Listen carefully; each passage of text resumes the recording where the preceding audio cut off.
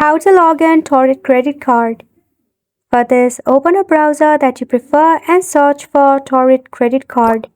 You can search for www.torrid credit card as well. From this list, select the option of Torrid credit card by the official web page.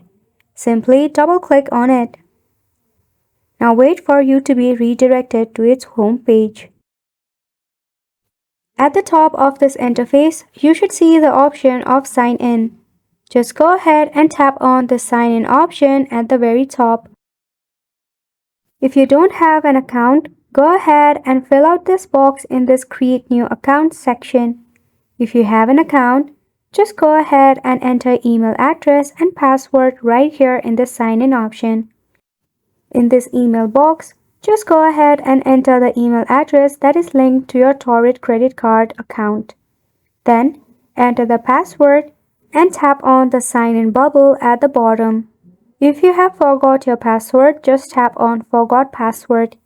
It will display some of the instructions and articles for you to follow. Just go ahead and follow those instructions to gain access to your account. And that is pretty much it for this video as well. Thank you so much for tuning in.